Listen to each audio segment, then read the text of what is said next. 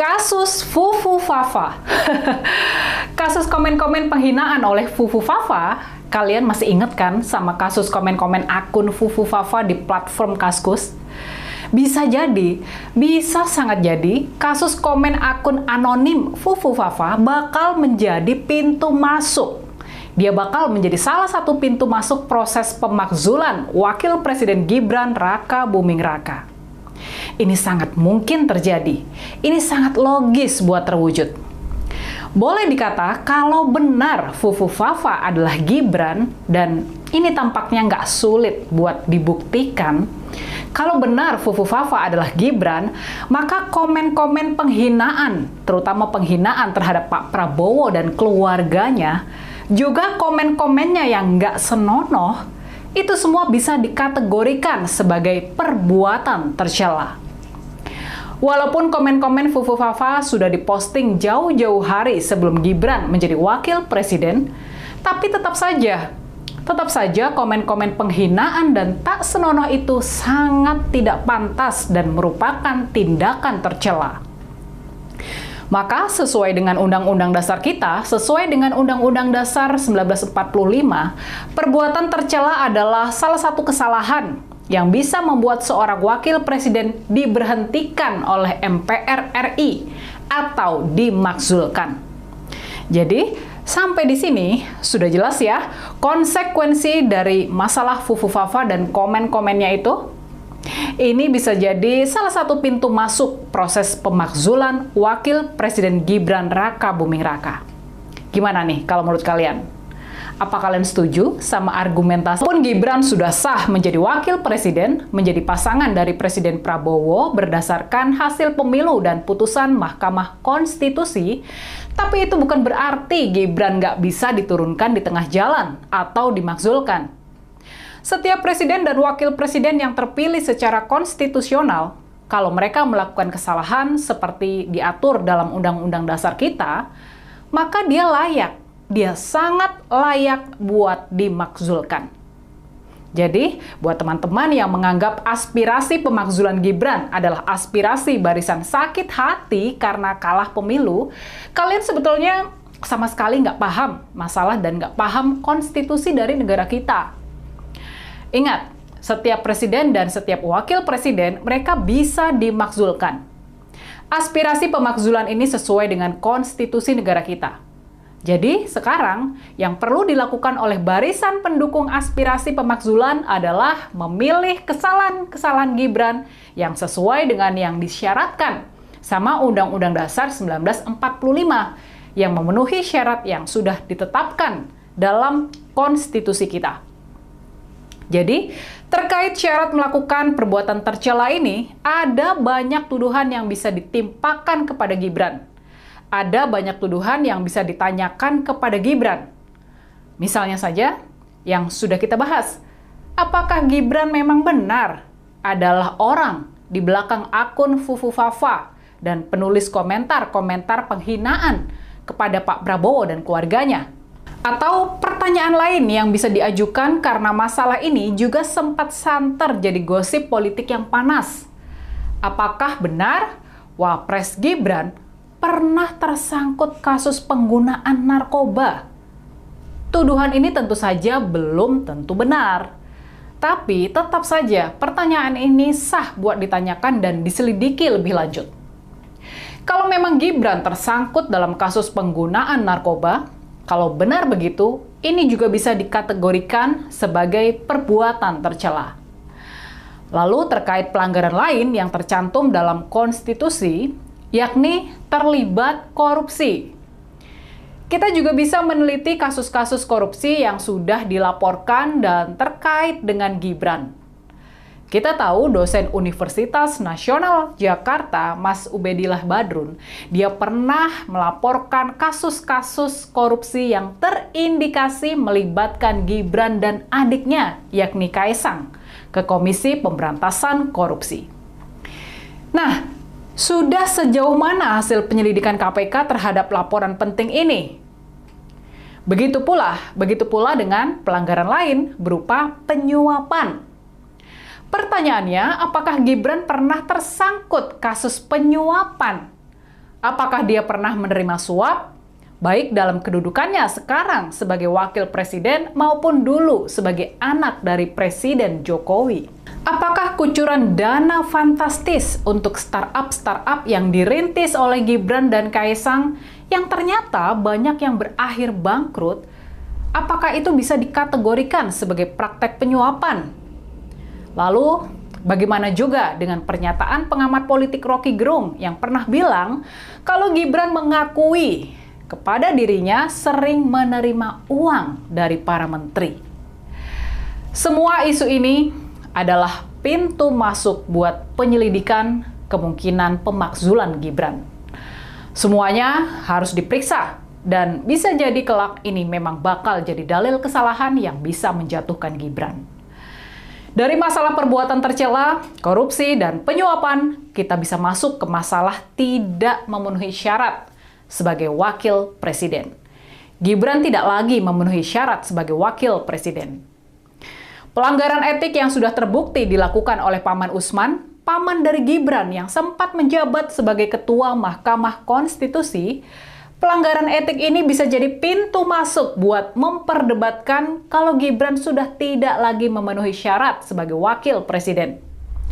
Lolosnya Gibran sebagai calon wakil presiden mengandung cacat yang bisa dipermasalahkan demi menjaga kewibawaan dan kehormatan dari kedudukan wakil presiden itu sendiri.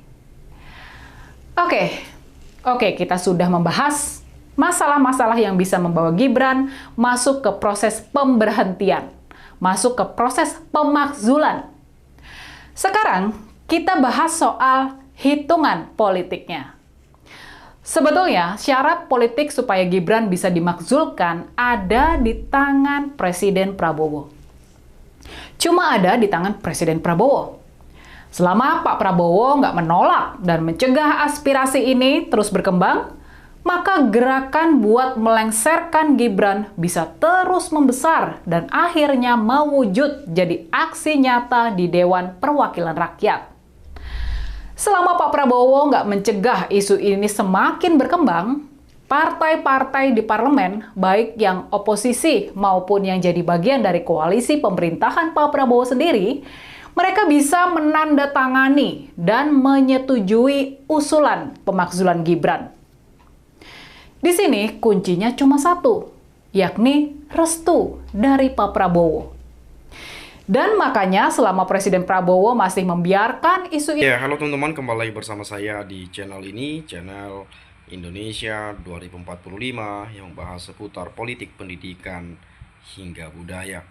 Ya, teman-teman, pada kesempatan video kali ini ya kita telah menyaksikan dan juga mendengarkan apa yang menjadi topik pembahasan kita saat ini pada video ini, yaitu mengenai 8 tuntutan dari Forum Purnawirawan TNI, yang dimana tuntutan yang ke-8 yaitu menggantikan Wakil Presiden Republik Indonesia lewat MPR.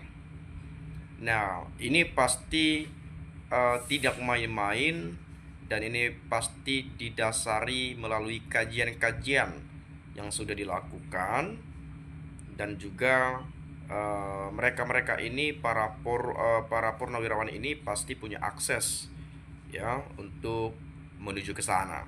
Ya, berbeda dengan kita masyarakat biasa, ya kita bisa kita sebut sebagai penonton saja. Tetapi kalau sudah para purnawirawan, ya ratusan jenderal gitu ya, ini pasti bukan main-main ya. Ini pasti serius sekali. Ya, terlepas nanti Gibran bisa memang betul-betul dimakzulkan atau tidak, ya kita lihat nantilah ke depannya ya. Tapi tadi memang ada sempat disampaikan oleh Saudara Rini Budoyo, Gibran bisa saja dimakzulkan kalau berdasarkan Undang-Undang 1945 kalau melakukan perbuatan tercela. Seperti misalnya kalau memang akun Fufu Fafa diduga kuat itu adalah milik Gibran dan betul-betul itu adalah milik Gibran, ya wakil presiden kita saat ini, yaitu termasuk perbuatan tercela juga gitu ya. Kemudian kalau misalnya seperti ada tadi disampaikan soal narkoboy, ya narkoba, ya bisa saja, tapi belum tentu tuduhan itu benar gitu ya. Lalu kemudian kalau Gibran korupsi sendirian, nah itu boleh juga tuh dimakzulkan. Itu sudah memenuhi syarat lah gitu ya. Apalagi misalnya ada banyak dugaan-dugaan indikasi Gibran pernah menerima mungkin modal dari Pak Jokowi atau apapun itu ya, dari apa namanya ini sering sekali disebut apa namanya ya, gratifikasi gitu ya. Lalu kemudian ketika ada tadi disampaikan pernyataan Rocky Gerung yang setiap hari Sabtu atau setiap apa itu setiap minggu atau apa ya, Gibran menerima uang dari para menteri gitu ya, dan macam-macam lah ya. Dan ini sebetulnya saya rasa sangat serius untuk ditanggapi ya. Dan kemudian nanti siapa yang menggantikan Gibran? Nah, yang menggantikan yaitu nanti Pak Prabowo sendiri yang memilih 2 orang dan diajukan ke MPR. Nanti 2 dari satunya itu menjadi pendamping Pak Prabowo dan akan dilantik untuk menggantikan Gibran Raka Buming Raka kalau seandainya petisi itu betul-betul terlaksana ya. Lalu kemudian memang sejak awal pun sudah bermasalah, yaitu pada putusan MK 90 tahun 2023 ya. Bagaimana Anwar Usman selaku paman Gibran ya memberikan karpet merah lah untuk keponakannya itu. Nah, di sini penilaian teman-teman kita dari Andre, Gibran dapat dimakzulkan hanya di tangan Prabowo. Yang benar, justru sebaliknya Gibran yang akan memakzulkan Prabowo. Buktinya di mana ada presiden terpilih teriak-teriak terima kasih Pak Jokowi. Hidup Pak Jokowi, ampun dah hancur negara ini. Fufu Fafa sudah memimpin kalian di depan, yang tidak mungkin bisa terkejar lagi sama kalian. Biar rakyat dan negara ini tenang, sebaiknya Wapres Legowo untuk mengundurkan diri saja, karena tidak dikehendaki oleh banyak orang daripada rakyat ribut terus. Mainkan terus, Gibran justru makin berkibar. Apa yang gagal menjatuhkan maka akan menguatkan. Hai Pak Prabowo, si Fufu Fafa dan Narkoboy itu tak layak jadi wapres, mana lagi ijazahnya sama dengan bapaknya palsu. Nah, katanya juga ijazah Gibran ini diragukan juga teman-teman ya. Diragukan keasliannya katanya. Walaupun itu asli ya setara SMA juga kalau nggak salah tuh ijazah beliau gitu ya, tapi nggak tahu kebenarannya bagaimana. Tapi itu hanya isu-isu belaka saja sih saya lihat ya, belum ada proses-proses ke ranah hukum, tapi diduga yaitu palsu juga gitu ya. Kemudian semua warga RI mendukung 100% Pak Prabowo menjadi presiden RI, walaupun di pemilu ada yang mendukung Pak Anies dan Pak Ganjar. Tetapi untuk Gibran sebagai wapres hanya 2,8%. Yang setuju jadi sebaiknya makjulkan saja karena kompetensi dan etikanya nol. Tangkap Jokowi dan keluarganya, para penipu model pencitraan, perusak konstitusi, dengan sesukanya ganti umur. Makjulkan si Fufu Fafa tidak layak jadi wapres, memalukan di kancah internasional maupun di dalam negeri. Saya mau tuh jadi wapres, sayang bapak tidak jadi presiden. Ya sebetulnya kunci sukses ala Gibran itu gampang banget ya. Ya tinggal punya bapak jadi presiden aja udah sukses tuh. Luar biasa kesuksesannya sampai bisa RI 2 gitu ya. Dari ngakalin aturan usia minimal wapres aja udah nggak benar. Yakin ke belakangnya nggak benar juga karena dimulai dengan permainan. Makanya heran kenapa banyak yang milih dia, bahkan dari kalangan anak muda sekalipun yang harusnya lebih kritis dan bisa membaca situasi. 2 periode ke belakang saya setuju Prabowo, tapi pemilu 2024 kemarin big no untuk beliau, apalagi lihat wapresnya. Haruskah kita semua turun ke jalan untuk makjulkan Gibran? Karena saya jujur aja pesimis sama penegakan hukum di negeri ini. Masih banyak antek-anteknya Jokowi di pemerintahan, buang Prabowo aja diam-diam baik. Prabowo sudah direndahkan Gibran menghina keluarga Prabowo, tapi Pak Prabowo ibarat anak kecil dicekoki makanya seperti orang bingung atau takut. Pemerintah sibuk kerja keras, barisan sakit hati sibuk menfitnah, mengadu domba. Ini orang-orang mau merusak bangsa ini dari dalam. Ingat, Gibran itu sah dipilih oleh rakyat Indonesia. Nah itu juga kalau memacu pada putusan 90 di Mahkamah Konstitusi kemarin, ya kalau Gibran salah ya Pak Prabowo juga salah. Kalau Gibran jatuh, ya Pak Prabowo juga harus turun juga gitu ya. Karena itu kesepaket dan sepasang dipilih oleh rakyat, dan itu juga sudah disengketakan di sengketa Pilpres di Mahkamah Konstitusi. Tetapi kecuali tadi Gibran korupsi sendirian, menerima gratifikasi ataupun narkoba ataupun tidak tamat SMA dan lain sebagainya, dan itu sudah bisa menjadi modal untuk memakzulkan Gibran dari posisinya sebagai wakil presiden. Nah, bagaimana pendapat Anda? Itu saja dari saya. Silahkan sampaikan di video ini. Salam dan sampai jumpa.